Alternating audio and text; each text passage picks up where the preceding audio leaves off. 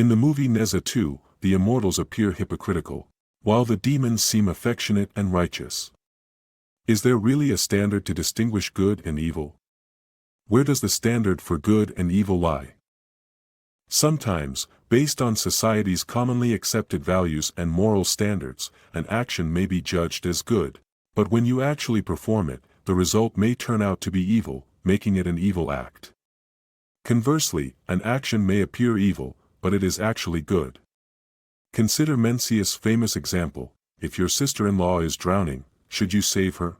According to certain rigid moral principles, such as the idea that men and women should not touch each other, refusing to save her might be considered virtuous. But no, Mencius said that this would be inhumane, like that of a hyena.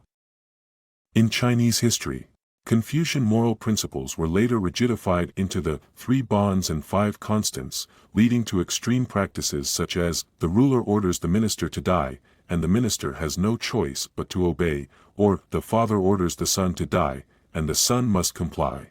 Are these really principles of Confucianism? Absolutely not. And then there's the concept of rituals killing people. Rituals are good, they help maintain society's moral order.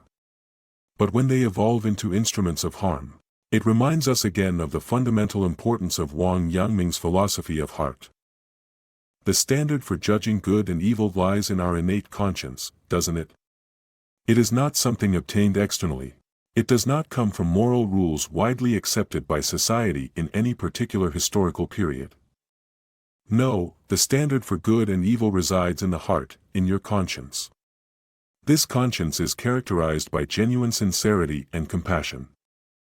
When the human heart sincerely and compassionately seeks survival, that survival aligns with the principles of nature. We all strive to live, and anything that nurtures life is good, while anything that suppresses it is evil. The distinction between good and evil is linked to the pursuit of survival. Another equally important link is the pursuit of love.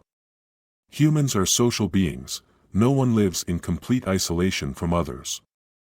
Since we live in relationships with others, the pursuit of love is a natural human inclination. When the human heart sincerely and compassionately seeks love, that love aligns with the principles of nature. Thus, nature has 2 aspects, survival and love. Here, the standard for good and evil becomes clear. The evil actions of the Immortal of Boundless Measure were also aimed at ensuring the survival of his Chan Sect. Can we call him good? The key lies in 4 words: genuine sincerity and compassion. If your pursuit of survival is not characterized by genuine sincerity and compassion, it can easily turn into sacrificing the lives of others to sustain your own. This is not genuine sincerity and compassion. Similarly, everyone pursues love. But if your pursuit of love is based on hatred for others, it is not a genuine and compassionate pursuit of love. For example, we can agree that Hitler loved the German people, but whom did he hate? The Jews. This is not a genuine and compassionate pursuit of love. If someone's survival comes at the cost of others not being able to survive, they may be pursuing survival, but they lack genuine sincerity and compassion. Therefore, conscience is nothing more than genuine sincerity and compassion, and it becomes the standard for distinguishing good from evil.